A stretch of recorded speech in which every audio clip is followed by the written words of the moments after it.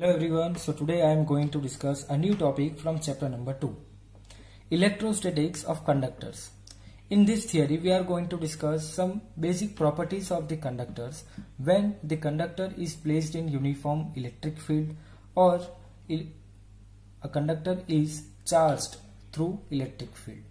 तो इस थियोरी को 3-4 पार्ट में डिवाइड किया हमने. इस लेक्चर में हम लोग एक पार्ट डिस्कस करेंगे जिसके अंदर 2 पॉइंट हम लोग इंक्लूड करेंगे. पहला पॉइंट है उसका inside a conductor electrostatic field is zero. इस पॉइंट को, इस स्टेटमेंट को हमें एक्सप्लेन करना है कि कोई भी कंडक्टर के अंदर इलेक्ट्रिक फील्ड जीरो हो जाएगी. तो पहला पॉइंट क्या होगा, इन द स्टैटिक सिचुएशन के अंदर when there is no current inside और on the surface of the conductor the electric field is zero everywhere inside the conductor. जब भी कोई करंट फ्लो नहीं करेंगे इनसाइड और on the surface of the conductor, दो inside the conductor electric field कितनी होगी, जीरो. दूसरा पॉइंट ये हो जाएगा, रूम टेम्परेचर पे हमें पता है कंडक्टर मतलब जिसके पास फ्री चार्ज कैरियर्स होंगे. तो कंडक्टर रूम टेम्परेचर के अंदर अपने चार्जेस को ऐसे अरेंज करेगा कि total charge inside the conductor कितना हो जाएगा, जीरो. अगर टोटल चार्ज जीरो हो जाएगा तो टोटल इलेक्ट्रिक फील्ड भी कितनी हो जाएगी, जीरो. सेकेंड पॉइंट ये रहेगा, अगर कोई कंडक्टर को यूनिफॉर्म इलेक्ट्रिक फील्ड में प्लेस करेंगे तो क्या होगा. जब भी कोई भी कंडक्टर को यूनिफॉर्म इलेक्ट्रिक फील्ड में प्लेस करेंगे तो एक प्रोसीजर जो हमने लास्ट लेक्चर में डिस्कस की थी, पोलराइजेशन. यहां पे एक यूनिफॉर्म इलेक्ट्रिक फील्ड दिखाई है, इसके अंदर एक कंडक्टर को प्लेस किया. जैसे कंडक्टर को प्लेस करेंगे, कंडक्टर के अंदर जो फ्री चार्ज कैरियर्स है सारे नेगेटिव चार्जेस एक तरफ हो जाएंगे और उसके अगेंस्ट में सारे पॉजिटिव एक तरफ. तो यहां पे आपने ऑब्जर्व किया एक electric field inside the conductor भी बनेगी. तो क्वेश्चन ये रहेगा कि कंडक्टर के अंदर तो इलेक्ट्रिक फील्ड जीरो होगी, तो क्वेश्चन ये भी रहेगा कि ये प्रोसीजर कब तक चलेगी. कोई भी कंडक्टर को इलेक्ट्रिक फील्ड में प्लेस करेंगे तो उस कंडक्टर के अंदर एक्सटर्नल फील्ड के अगेंस्ट में एक फील्ड बनना स्टार्ट हो जाएगी. ये प्रोसीजर तब तक चलेगी जब तक ये ई इंटरनल ई एक्सटर्नल को कैंसिल आउट नहीं करे.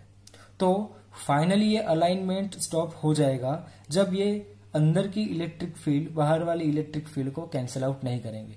तो चार्जेस का अलाइनमेंट इस तरह, चार्जेस का डिस्ट्रीब्यूशन इस तरह से होगा कि total electric field inside the conductor कितनी हो जाएगी, जीरो. ये पॉइंट समझना बहुत ही इंपॉर्टेंट है. 2 अलग अलग पॉइंट रहेगा, static situation when there is no external electric field and the second one when the conductor is placed in uniform electric field. दोनों कंडीशन ऐसी रहेगी जहां पे कंडक्टर के अंदर इलेक्ट्रिक फील्ड कितनी होगी, zero.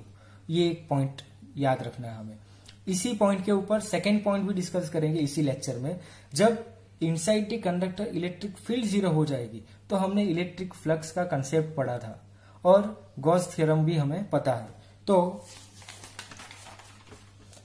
Flux is equal to close integral E dot D S which is equal to क्या होगा, total charge upon epsilon zero which is equal to zero हो जाएगा बिकॉज इलेक्ट्रिक फील्ड जीरो है inside the conductor. अगर electric field zero हो गई तो इसका मतलब ये हो गया कि फ्लक्स भी जीरो हो गया. अगर फ्लक्स जीरो है तो क्यू अपॉन एप्सिलॉन जीरो भी जीरो हो जाएगा. तो टोटल चार्ज कितना हो गया, जीरो. ये टोटल चार्ज कहाँ का रिप्रेजेंट करेगा, total charge inside the conductor. तो यहां से सेकेंड पॉइंट भी हमारा फिक्स हो गया कि कोई भी कंडक्टर के अंदर नेट चार्ज कितना होगा, जीरो. नेट चार्ज का मतलब क्या होगा, total number of positive charges is equal to total number of negative charges. तो टोटल चार्ज जीरो हो गया कंडक्टर के अंदर, तो इलेक्ट्रिक फील्ड भी इनसाइड द कंडक्टर कितनी होगी, जीरो.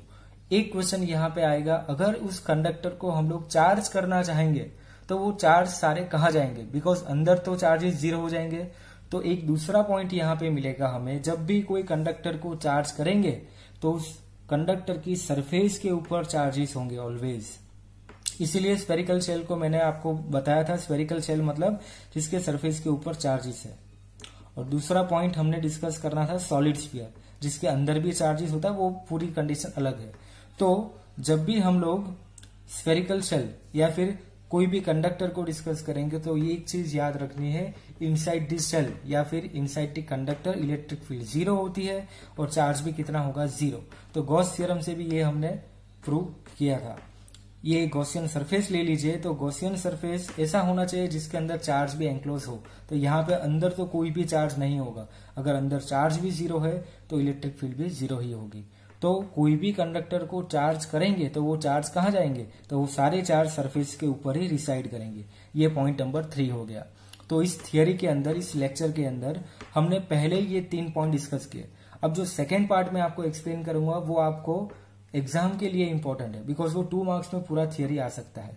तो पहले पॉइंट में हमने क्या डिस्कस किया, कोई भी कंडक्टर के अंदर इलेक्ट्रिक फील्ड जीरो हो जाएगी। कंडक्टर के लिए हमने 2 अलग अलग कंडीशन यहाँ पे अज्यूम की।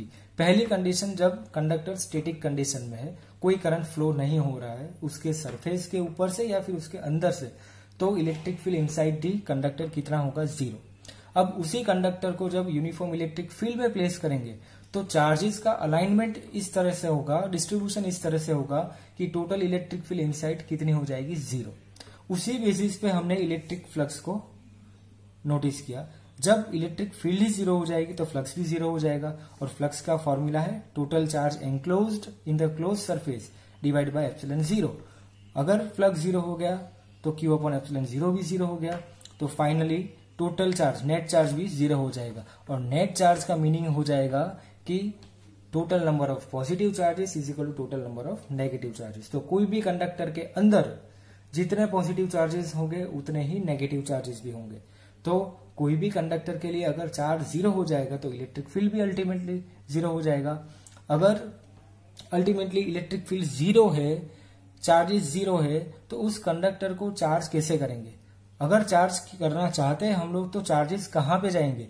तो एक थर्ड पॉइंट यहां से मिला, जब भी कोई कंडक्टर को चार्ज करेंगे तो वो सारे चार्जेस कंडक्टर की सरफेस के ऊपर ही रिसाइड करना स्टार्ट करेंगे। तो सारे चार्जेस कंडक्टर की सरफेस के ऊपर ही रहेंगे और इनसाइड जाएंगे तो चार्ज भी जीरो और इलेक्ट्रिक फील्ड भी जीरो।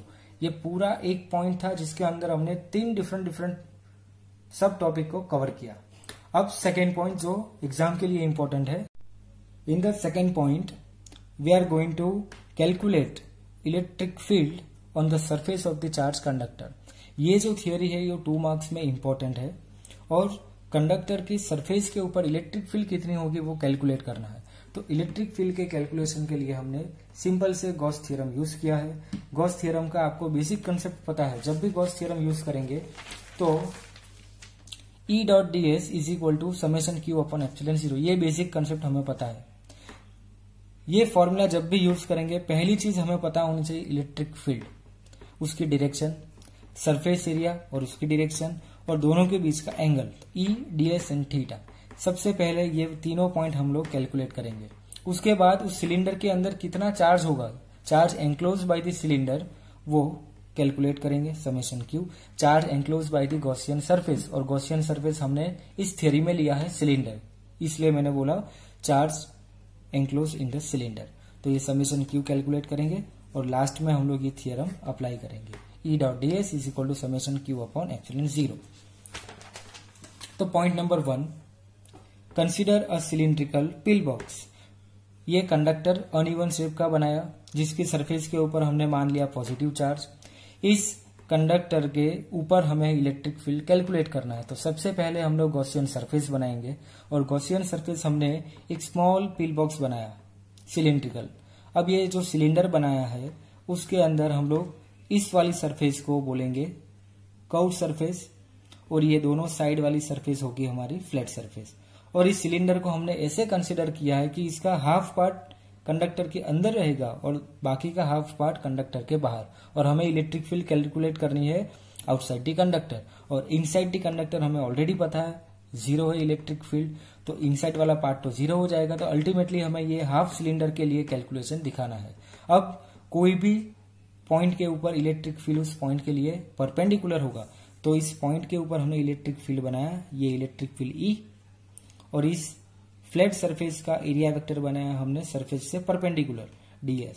तो ये दोनों E एंड ds, इसके बीच का एंगल क्या हो जाएगा, 0 डिग्री। तो ये पहला हमने पॉइंट डिस्कस कर लिया जहां पे इलेक्ट्रिक फील्ड और उसकी डायरेक्शन पता चल गई, एरिया वेक्टर और उसकी डायरेक्शन पता चली, और दोनों के बीच का एंगल मतलब थीटा हमने कैलकुलेट किया, theta is equal to 0 degree. ये पॉइंट 1 हमने इस तरह से लिखा, consider a cylindrical Gaussian surface about any point P on the surface, the cylinder is partially inside and partially outside, the surface of the conductor is shown in the figure. Cylinder को ऐसे consider किया, उसका half part अंदर है और बाकी का half part बाहर होगा। अब electric field is 0 inside the conductor and outside the conductor E is perpendicular to this surface, और बाहर की तरफ दिख रहा है हमें सरफेस से परपेंडिकुलर ही, और डायग्राम से पता चलेगा E is parallel to DS, मतलब E एंड DS के बीच का एंगल हो जाएगा theta is equal to 0 degree. तो पहला पॉइंट कैलकुलेट करेंगे, मतलब गॉस थ्योरम का left hand side E dot DS वो कितना हो जाएगा, E DS cos 0 मतलब 1 डायरेक्टली लिखा हमने, विच इज इक्वल टू प्लस और माइनस E इंटू S। इस प्लस और माइनस का रीजन क्या हो जाएगा, चार्ज डेंसिटी के ऊपर। अगर हमारे पास पॉजिटिव चार्ज डेंसिटी होगी तो ये पॉजिटिव रहेगा, और नेगेटिव चार्ज डेंसिटी रहेगी मतलब नेगेटिव रहेगा। और चार्ज डेंसिटी का कंसेप्ट पता है आपको, charge density is equal to charge upon area. अगर पॉजिटिव चार्ज रहेगा तो ये पहला पॉइंट पॉजिटिव हो जाएगा, अगर नेगेटिव चार्ज के लिए कैलकुलेशन करेंगे तो ये पहला पॉइंट नेगेटिव हो जाएगा। दोनों पॉसिबिलिटी लिखिए, प्लस और माइनस E इंटू S। अब गॉस थ्योरम का RHS कैलकुलेट करेंगे right hand side. Right hand side पे हमें कैलकुलेट करना है टोटल चार्ज। तो total charge enclose by the cylinder, charge के लिए फॉर्मूला क्या यूज करेंगे, surface charge density is equal to charge upon area. तो चार्ज इज इक्वल टू क्या हो जाएगा, surface density into area.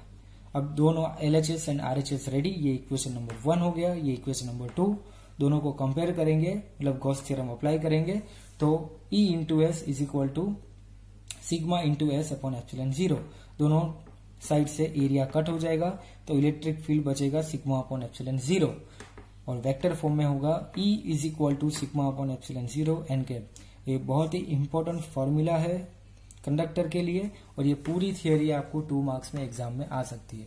Proper diagram के साथ, पॉइंट के साथ ये थियरी आपको रेडी करनी है एग्जाम के लिए। तो इस लेक्चर के अंदर हमने 2 मेन कैरेक्टरिस्टिक कंडक्टर की देख ली। अब नेक्स्ट लेक्चर में हम लोग एक इंपॉर्टेंट कैरेक्टरिस्टिक देखेंगे, लास्ट कैरेक्टरिस्टिक रहेगी वो इलेक्ट्रोस्टैटिक शील्डिंग, वो इसके बाद वाले लेक्चर में हम लोग डिस्कस करेंगे। Thank you.